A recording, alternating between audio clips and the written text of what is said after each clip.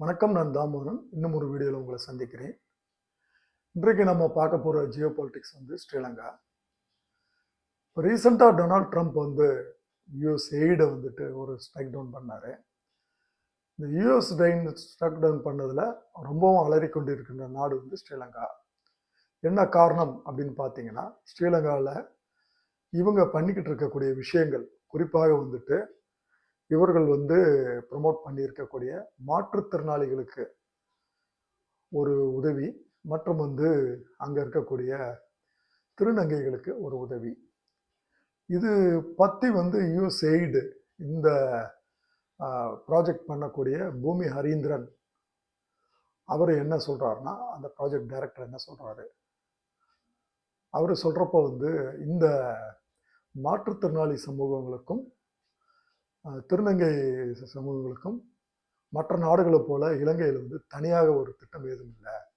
இந்த திட்டம் நிறுத்தப்பட்டதன் காரணமாக இது மிகுந்த பாதிப்பை இலங்கையில் ஏற்படுத்தி இருக்கிறதுன்ற தகவலை தெரிவிக்கிறாரு.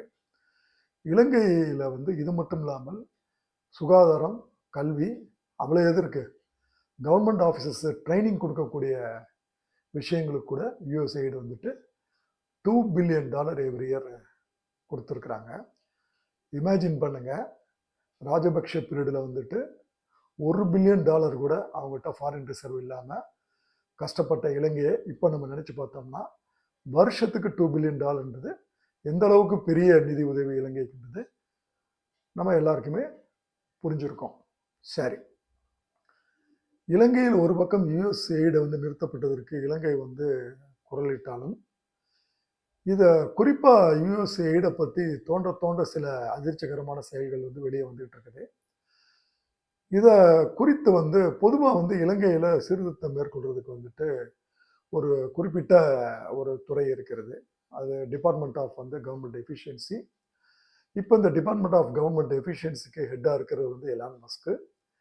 எலான் மஸ்க்கு குறிப்பாக 2 ஆங்கிளில் ஃபோக்கஸ் பண்ணுறாரு. ஒன்று ட்ரெஷரி டிபார்ட்மெண்ட்டு, யூஎஸ்னுடைய ட்ரெஷரி டிபார்ட்மெண்ட்டு, இன்னொன்று யூஎஸ் எய்டு. யூஎஸ் எய்டு மேலே அவர் ஃபோக்கஸ் பண்ணுறதுக்கு காரணம், தன்னுடைய சொந்த மகன் எல்ஜிபிடி கம்யூனிட்டியில் மாறினதுனால தன் சொந்த மகனை தன்னிடம் இழந்த சோகம், உத்தர சோகம்ன்றது அவருக்கு இருக்குது. சரி, யூஎஸ் எய்டில் இவர் பண்ணக்கூடிய ஆய்வின் மூலமாக காணறியப்பட்ட அதிர்ச்சிகரமான செய்திகள் என்னென்ன ஒத்துவராத நடவடிக்கைகள் யூஎஸ் எய்டு நாடுகளில் செஞ்சிருக்கின்ற லிஸ்ட்டு எடுத்திருக்கிறாங்க. அதில் 1 by 1 நம்ம பார்ப்போம். முக்கியமாக உங்களுக்கு குற்றச்சாட்டு சொல்கிறது செர்பியா, காட்டமாலா. இந்த செர்பியா, காட்டமாலாவில் கிட்டத்தட்ட செர்பியாவில் ஒரு $10 மில்லியன், காட்டமேலாவில் ஒரு $2 மில்லியன் இவங்க செக்ஸ் சேஞ்ச் சர்ஜரிஸ் கொடுத்துருக்குறாங்க. அதாவது மேலிருந்து மாறுறதுக்கும் ஃபீமேல்லேருந்து மாறுறதுக்கும் இந்த பணத்தை கொடுத்துருக்கிறதா கண்டுபிடிச்சிருக்கிறாங்க. அது மட்டும் இல்லை, இந்த எல்ஜிபிடி கம்யூனிட்டியை ப்ரமோட் பண்ணுறதுக்காக இந்தோனேஷியாவில் இருக்கக்கூடிய காஃபி பிளான்ட்ஸில் அங்கே இருக்கக்கூடிய ஒர்க்கர்ஸ்க்கு ஃபினான்ஸ் பண்ணி எல்ஜிபிடி அங்கே இருக்கக்கூடிய ஸ்கூல் கோயிங் சில்ட்ரன் இவங்களுக்கும் அதெல்லாம் ஒன்றும் தப்புலன்ற மாதிரி ஒரு எஜுகேட் பண்ணுறதுக்காக இந்த பணத்தை செலவு பண்ணியிருக்கிறாங்க. மேலும் கரீபியன் கண்ட்ரிலையும் உங்களுக்கு ஆப்பிரிக்கன் கண்ட்ரிலையும் எல்ஜிபிடி கம்யூனிட்டி, குறிப்பாக ஆப்பிரிக்காவில் ஃப்ரெஞ்சு எல்ஜிபிடி அந்த குரூப்புக்கு இவங்க $15 மில்லியன் கொடுத்துருக்குறாங்க. இதே மாதிரி இவங்க மற்ற இடங்களிலும் இந்த மாதிரி விஷயங்களை மேற்கொண்டிருக்காங்க. இன்னும் குறிப்பாக சொல்லப்போனால் சம்மந்தமே இல்லாமல் வியட்நாமில் ஓடக்கூடிய இவி ஸ்கூட்டர்ஸ்க்கு ஃபண்டிங் இவங்க பண்ணியிருக்கிறாங்க.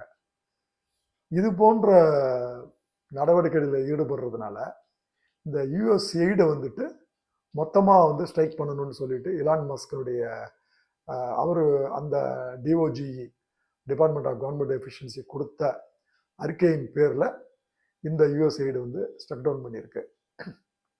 சரி, யூஎஸ் எய்டுனா என்ன? நீங்கள் நல்லா குறிப்பாக பார்த்தோம்னா, இப்போ நாங்கள் சின்ன வயசில் இருந்த காலத்தில் 19 60s ஒரு 70s இந்த பீரியடில் பார்த்தீங்கன்னா கேரன் ஒரு ஒரு ஆர்கனைசேஷன் இருந்தது. கேரன்றது வந்து ஒரு ஒரு என்ஜிஓ ஆர்கனைசேஷன் மாதிரி இருந்தது. கோஆப்ரேட்டிவ் ஃபார் அமெரிக்கன் ரிலீஃப் எவ்ரிவேர்னு சொல்லிட்டு. இவங்க தமிழ்நாட்டில் இருக்கிற ஸ்கூல்லே வந்து நானே பார்த்துருக்குறேன் என்னுடைய சின்ன வயசில். அது வந்து என்ன பண்ணுவாங்கன்னா வந்து கஞ்சி பவுடர் மாதிரி வந்து கொடுப்பாங்க.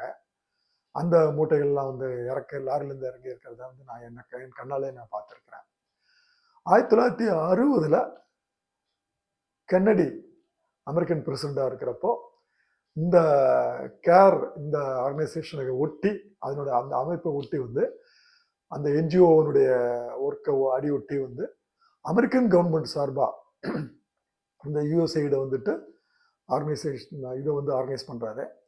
இந்த யுஎஸ்ஐடனுடைய மெயின் அப்ஜெக்டிவ்ஸ் என்ன அப்படின்னு பார்த்தோம்னா, இவங்க வந்து ஹெல்த்து, எஜுகேஷன், அக்ரிகல்ச்சரில் வந்து ப்ரமோஷன், ஒரு நாட்டில் வந்து எக்கனாமிக் க்ரோத்து, இதுதான் அவங்களுடைய மெயின் அப்ஜெக்டிவ்ஸு.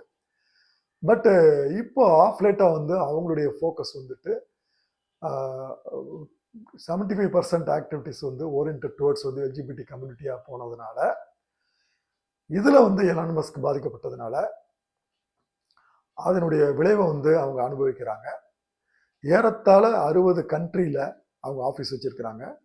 100 கண்ட்ரிஸில் வந்து இன்ஃபில்ட்ரேஷன் அவங்களுடைய ஃபண்டிங் நடந்துக்கிட்டு இருந்தது. ஏறத்தாழ வந்து 10,000க்கு மேலே வந்து ஒர்க் பண்ணுறாங்க. இவர்கள் எல்லாரையுமே வந்துட்டு வந்து லாங் லீவில் போக சொல்லி அவங்கள டெர்மினேட் பண்ண இருக்கக்கூடிய உத்தரவுக்கு இப்போ அவங்க வந்து அமெரிக்காவில் இருக்கக்கூடிய கோர்ட்டில் வந்துட்டு இப்போ வந்து ஸ்டே வாங்கியிருக்கிறாங்க. இது போக போக என்னென்ன விஷயங்கள் இருந்தது நம்ம பொறுத்திருந்து தான் பார்க்கணும். நன்றி. மீண்டும் ஒரு காணொளியில் உங்களை நான் சந்திக்கிறேன்.